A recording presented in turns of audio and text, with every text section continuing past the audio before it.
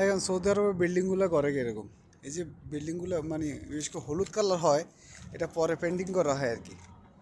এই দেখেন এগুলো আস্তরগুলো মানে আনফিনিশিং বলা চলে। বাংলাদেশে যেমন নেট ফিনিশিং দিয়ে দেয়, এরা ফিনিশিংগুলো এমন দেয় মানে হাত দিয়ে ডলা দিবেন আপনার হাতের চামড়া টামড়া সব উঠে যাবে, এরকম আনফিনিশিং অবস্থা থাকে এগুলো।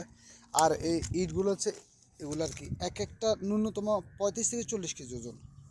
দেখেন এখানে স্তর তিনটা, একটা দুইটা তিনটা স্তর, যার কারণে এত তাপ 50 ডিগ্রি 55 ডিগ্রি 60 ডিগ্রি পর্যন্ত তাপমাত্রা যায়, কিন্তু এগুলো তাপগুলো শোষণ করে। কারণ প্রথম স্তরে মনে করেন যে হিটটা লাগলে এখানে হাওয়া থাকে, এইটা যদি হিট হয়ে যায় তাহলে এখানে এখানে চলে আসে, এখানে মনে মনে করেন যে হাওয়া থাকে।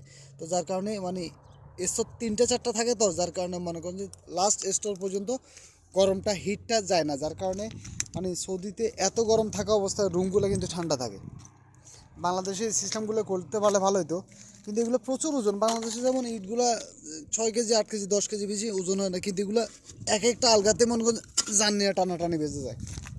তো এই ব্লক এগুলো দিয়ে মূলত এরা বিল্ডিংগুলো করে, মানে ভিতরে ফাঁপা থাকে তো, যার কারণে মনে করেন যে হিটটা মানে ভেদ করে ভিতরে ঢুকতে পারে না। এই বিল্ডিংগুলো ফিনিশিংগুলো এভাবে করে আর কি। খুব অল্প সময়ের মধ্যে বিল্ডিংগুলো এরা করে ফেলে, মানে নিচ থেকে পাইলিং করে ব্যাস তুলে ফেলে। তো সাথে থাকুন, আরও নতুন করে ভিডিও নিয়ে আপনাদের মাঝে হাজির হবো।